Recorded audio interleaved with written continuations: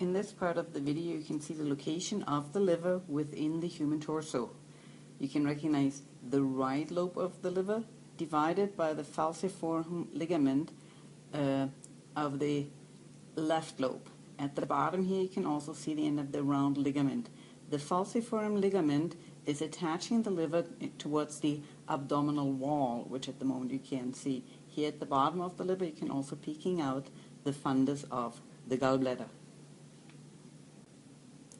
So here now in a little bit enhanced fashion you can still see the falciform ligament ending up in the round ligament, and the round ligament originates from the umbilical veins of the fetus.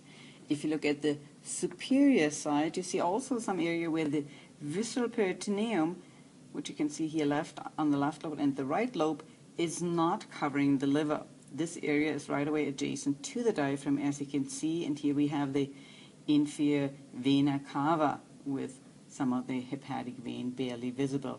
This area is called the bare area because there's no visceral peritoneum covering the liver on the superior side, also reaching towards the posterior side. Posterior, or the visceral region of the liver, is shown in your book in this fashion, in my opinion a little bit upside down, so I want to turn it coming from here just the side, so we have the liver still lying inferior, as you can see here. So again, we have the left lobe at this time. You can see the round ligament coming up here, and the right lobe is divided this time by the ligamentum venosum, which is derived from the ductus venosum, which we've talked about during the blood vessel, which is part of the fetus special blood supply. The inferior vena cava and the ligamentum venosum create the so-called caudate lobe here within the right lobe. This portion is all right lobe, and then between the gallbladder and the round ligament we find the quadrate lobe down here. Between the quadrate lobe and the caudate lobe we find the porta hepatis. The porta hepatis has several vessels entering and exiting the liver.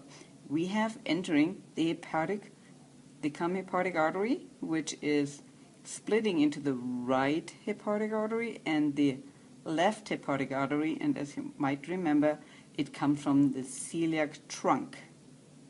We also have entering the liver, and the hepatic artery brings high oxygenated blood into the liver. The liver also receives blood from the hepatic portal vein, which is visible here. The hepatic portal vein splits into the right hepatic portal vein and the left hepatic portal vein, and this way the liver receives high nutrient but low oxygenated blood, and it's recognized at the purple color, as you can see here. The third duct in this area visible is the cystic duct, which combines with the common hepatic duct from the left and the right lobe into the bile duct, which goes towards the duodenum. The hepatic portal vein, remember, brings blood from the digestive organ back to the liver.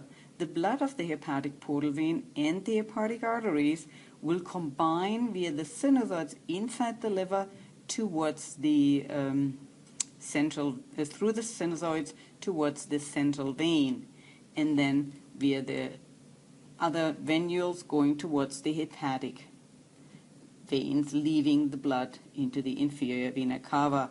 The right hepatic vein is now hardly visible here inside.